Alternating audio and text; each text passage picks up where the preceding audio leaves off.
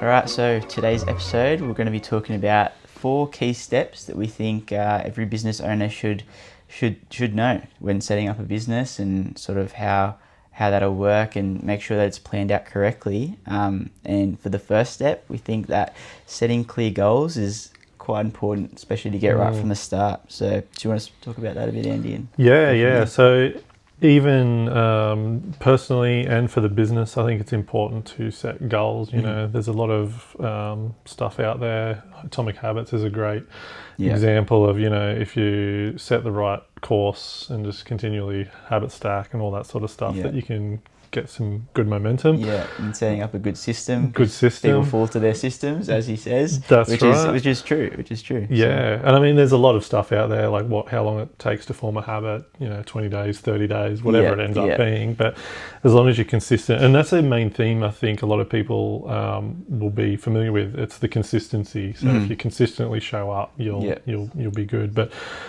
in terms of the business, main things you should look at is probably set a vision. So what is your vision for the business? What is your mission for the business? And what are the values that you want for that? So that when you go to the point where you make your first hire, making sure that those people have the same values as you, they're on the same track as you in terms of vision and mission. And I think that just sets a real clear guide as to, okay, when you're making decisions, is it in line with those 3 things? Yeah. So, and it may evolve over time, but let's get something from the get-go, vision, be the greatest accounting firm in the world. Yeah.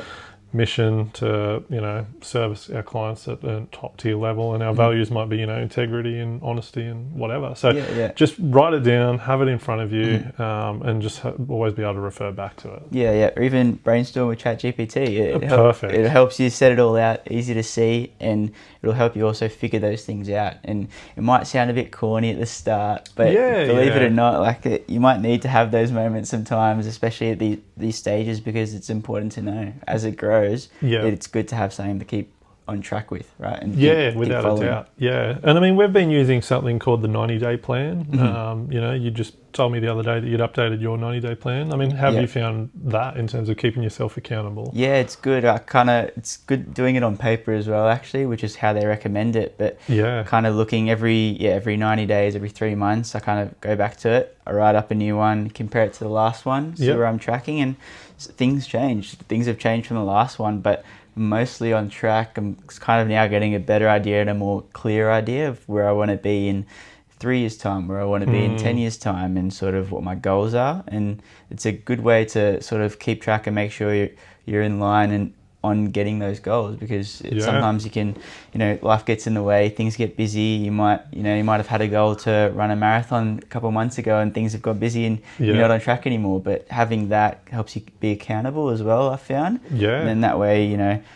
I want to make sure I'm hitting those goals, because next time I'm writing it, I don't want to be saying that I didn't. So it's kind of, I guess, a mental thing as well. But it's good to have it written down, just because it helps you envision it and make sure that you stay on track. So it's helped me a lot. But and I think like having it is 90 days, and I know on that one you also do your 3-year, 10-year, whatever, but some people get so caught up on the 10-year that they just don't fill it out because they don't know what they want to do in 10 years. So mine changed already, but but not significantly, right? It's more kind of, I've just narrowed it down a bit more, and I've kind of had those 30 or 90 days to think about it, and now I've thought, that's kind of where I want to be heading. It's not exactly a clear point in time. In 10 years' time, I'm going to be here. I just want to be in that direction. Right? Yeah, and that's it. That's the whole idea, right? Just keep you on the straight and narrow. So yeah. In terms of tools to use, any suggestions that you'd give to people wanting to do it, other than just a piece of paper or Excel? So you can, like I said before, ChatGPT. I mean, there's so many different AI models that you can use, but the one we use, the Metronomics 90-day 90-day goals. 90-day goal review or something like that. Which I found great. It's kind of outlines most things, right, that you'll be looking at, where it's family, career, health, those things that I think are important. It's not always just for the business, but like you said before, it's always good to have the personal goals as well. That's right. And there's a lot out there, so I mean, take your pick, and if you just track it in an Excel or if you write it down, then even Notion as well is good for the free version. There's a few things that you can do online, but I definitely think writing it down is there's something about it. I don't know. It makes it more real, right? Yeah. Cool. So set clear goals, number 1. 2, understand your market, what your margins are, and your pricing. So obviously a very important one, because if you're not pricing things right, well, you never make money from day one. What you want to do is probably define who your target audience is, so you know how to price your audience. There's a lot of different pricing strategies out there. Yeah. I don't know if we will go into those today, but the main ones are, be the cheapest, be the fastest, whatever you end up choosing, depending on what you're doing. Yeah. But just know what it is that you're trying to achieve and what you're trying to do in terms of your pricing strategy, I think is important, so that you're not all over the shop. Yeah. Knowing your margins. So, what is your gross profit margin? What is your net profit margin? Yeah. Obviously, your gross profit margin is going to be really important, because that's just your selling price, less your cost of goods sold, and knowing that that's the right amount, right? So if you're not pricing your products correctly, you're going to be just hammering money. So So for an example like that, for a building company, if they make $100,000 on a sale, or not even on a sale, but providing a service, for example, an extension on a house, materials cost them $80,000, but then things like wages, subscriptions, things like that end up costing them more than $20,000. Then you've found out that their pricing isn't right, because they haven't made enough sales to be able to cover not only their cost of goods sold, but also their overheads, like their wages. So stuff like that's important, because you might be making a profit on the materials that you buy, but then you don't end up making a profit or net profit. So your bottom line, which is pretty much your sales minus all your expenses, if that hasn't been priced correctly, then you won't be making a profit. So yeah, that's right. And understanding the difference between markup and margin as well. So we've seen in the past that being confused, and people actually losing money because they've mixed the two up. So, So the example being that if you've got a product that costs you $100, you want to mark it up by 20%. So you'd sell it for $120, $20 being the 20% markup. However, your margin on that product would be $120 less the $100 product cost. So your margin's only 16 and a bit percent. So making sure you know the difference between the two is really key. So. Especially on those industries that have thinner margins, that 4% can be the difference between profit and loss, Absolutely, it can be huge, especially when you multiply that over a large amount of sales, a large amount of volume. That 4% can matter. Yeah, that's right. So, understanding your market, margins and pricing, super important. Comes in line with doing a budget, making sure you've got all your product costs in there, all your underlying costs, and making sure that your pricing, keeping it all in mind. And look, some of the times it'll come down to a volume game. So we had a meeting the other day with a client, and their margins were fine, but they just didn't have enough volume. So the business wasn't doing well because they didn't have the volume to deliver that bottom line profit to cover all the overheads. Gross profit was great. But just too many overheads, right? So if they could focus and grow the business in terms of volume, no problems. So, and when you say volume, mainly meaning sales and revenue, right? Sales volume, right? So like the example being they were running at like a 70% gross profit margin, right? So great gross profit margin. But not enough volume to cover the fixed overheads. So they had fixed advertising. They were on a monthly advertising thing, wages, all these fixed costs. If they could increase the volume of those sales in terms of the quantity of them, because their product costs aren't going to, if the product costs stay the same and they kick out that 70% margin, then they just need to increase volume. And those are the things where just, sit with your accountant and they should be able to pick that out and find that for you. So that client came in going, what are we doing wrong? The business is just no good. And it's like, well, no, you just need to increase the volume of sales. And there's a big difference between variable costs, which are cost of goods sold, and fixed costs. So when we talk about overheads, they're, like you said, fixed costs, right? So depending on the industry you're in, like an advertising budget, that's not going to increase and decrease depending on the sales. Whereas purchases and cost of goods sold, if you have a lot of sales or a lot of jobs, your purchases and cost of goods sold will increase. And there's usually going to be a gross profit margin, which is a usually percent. So for example, in that business, 70% gross profit margin. So they could have been making on $100,000, 70 grand in revenue, but their fixed costs would have been over 70 grand. So if they had just increased their revenue or their volume and they've put it to $1 million in revenue, they would have had $700,000 in gross profit that could have covered their expenses plus given them profit. So understanding that is definitely important. And those margins, like you said, are important. And also, I'm not sure if you touched on, but figuring out your target audience. So that's a big one, because if you're just getting any job that comes to you, saying yes to it, that might not be right for you. If you're someone that specializes in certain things, like for us, for example, we specialize for small to medium businesses. If someone that's just a individual, no business, comes in and they can be, they want a lot of information, a lot of help, it's not exactly we're not the right person for them, right? So you got to figure out the right target audience. If you're a builder and you mainly specialize in knockdown rebuilds, you wouldn't take over like a new build, like an apartment or a big building blocks. You got to figure out what your target audience is, because that helps you figure out your pricing and make sure you specialize in that. I think trying to one size fits all approach isn't always the right way to go about it. And that's exactly right. And it's not that we couldn't help them, but like we haven't designed the business to help them. So like we're better catered to helping those small businesses. That's how our pricing is set. That's how everything around the business has been designed. So it goes the same for all other businesses, like you said, define your audience, build your cost structure, build your business around it. So definitely important. So that's number 2. Number 3, tech stack. I might give that one to you. That's right up your alley. So a tech stack is a bit of a term that's used a lot in tech companies, but to dumb it down, it's pretty much what softwares you're using, what technology you're using, pretty much, right? So obviously, depending on what business, a builder's not going to use as much technology as a tech startup would, but you still need it. I think in this day and age, you have to do it. You shouldn't be doing your bookkeeping offline on paper. I think it's too outdated, and it just slow you down. You want to try and find things that can help, not even just automate it, but just help speed up those processes that you might not be good at, right? So, for example, you wouldn't expect someone who has no experience in bookkeeping and accounting to be doing all their bookkeeping in Excel, because it's just difficult, right? Like you can outsource that, but you can also get softwares that make it easier. So for example, an accounting software like Xero, it's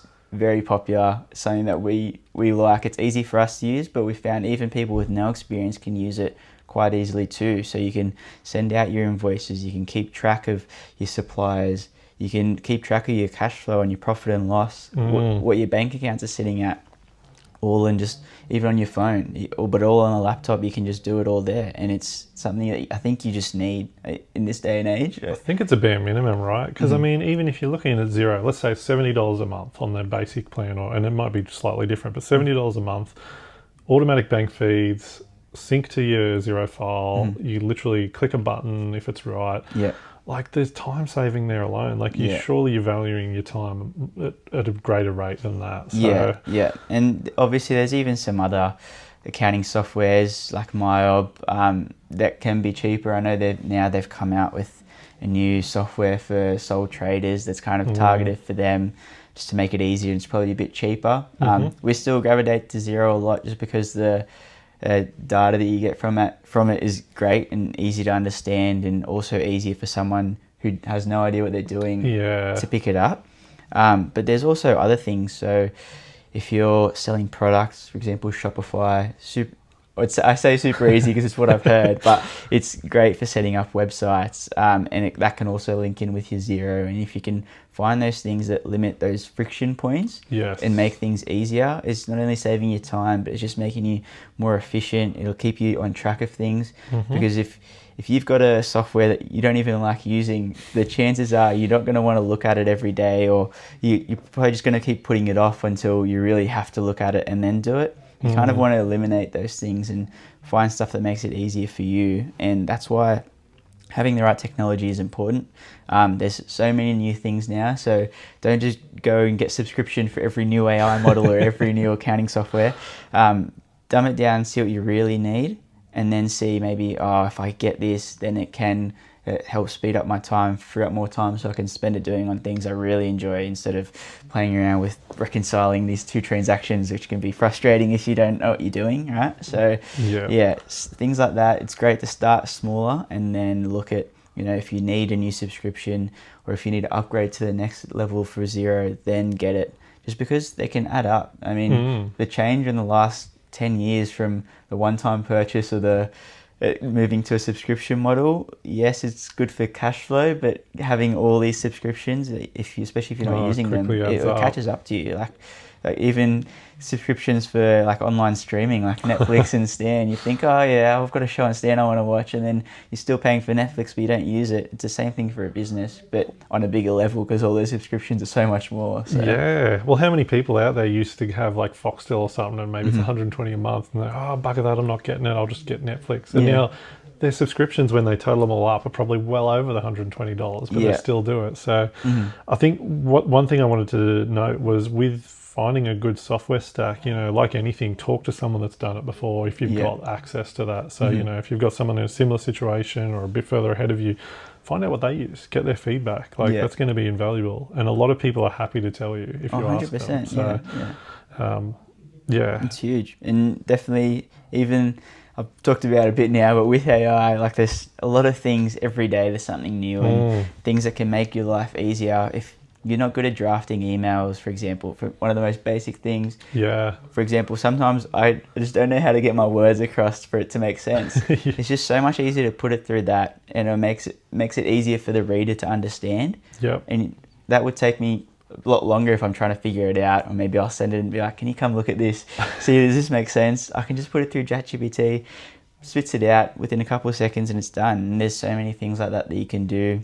Even like every day there's something new, and it's just crazy, and definitely something to look into, but don't get too caught up with how many things there are. If if you're not coding and if you're not developing apps and things, you probably don't need all the best stuff, but it's still something to look into. It just helps you understand things. Even if you don't understand something accounting wise, you can ask it. Obviously don't always rely on it, but it'll give you a better idea, like why is it that I can't depreciate a car straight away, and it'll probably bring up the right things. If you know what to ask it, then it can be very beneficial. So things like that is just, I think they're integral nowadays, and you're not using them, you're just putting yourself at a disadvantage. Everyone else is, so why you not saying that you're scared to do it, but again, just putting yourself at a disadvantage if you're not using them, especially if everyone else is. If if your competitors are using them, they've already got that edge on you. I mean, that's right. I watched a guy, it was on TikTok, but a guy that I watched,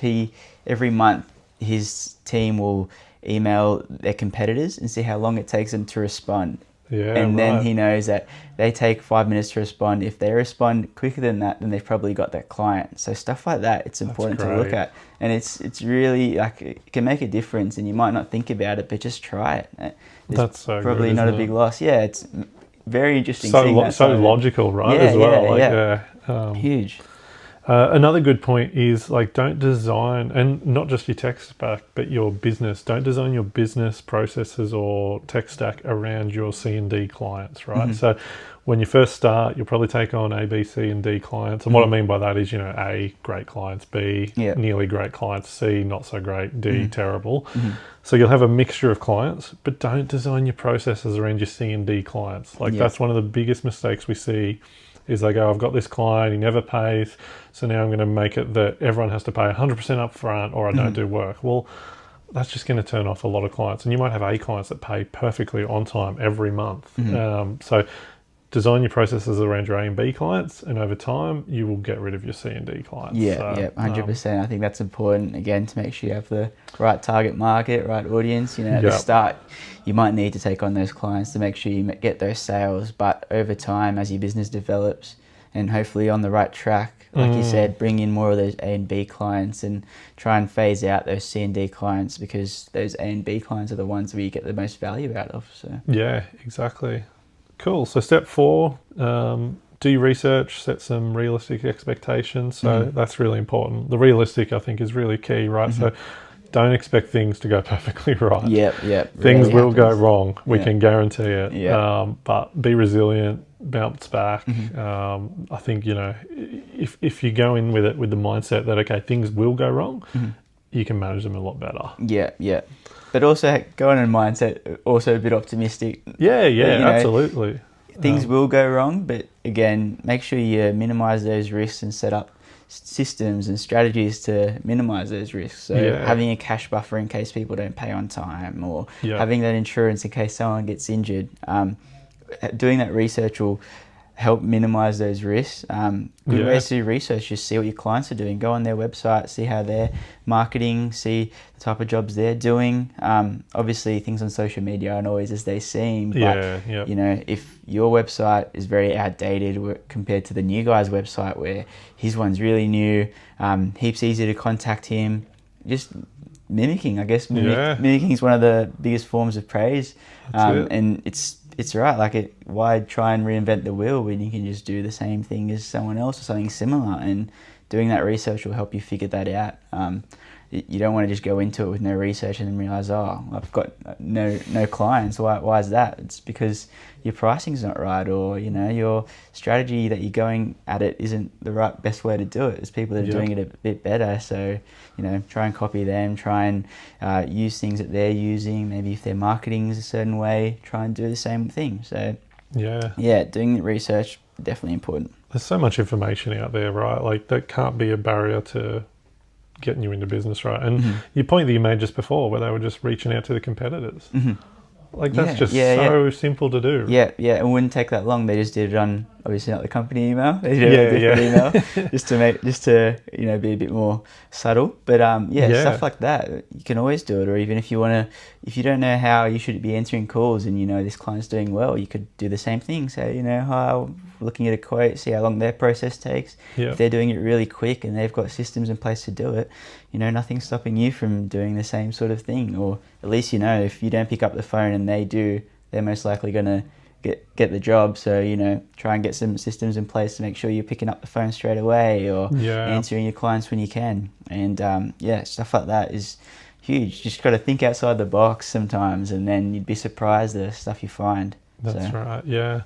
So look, 4 great things to keep in mind when starting out, and even if you're not just starting out, just to revisit. But, you know, look, if anyone out there has questions, always encourage them to, you know, send them. We've got Instagram, YouTube. Send us your questions and we can answer them on future episodes. But, yeah, absolutely. No, that's a good 4 steps to sort of help you set up your business, and just some things to look out for. Again, there's a lot of information there, so try and take it as you can. But definitely.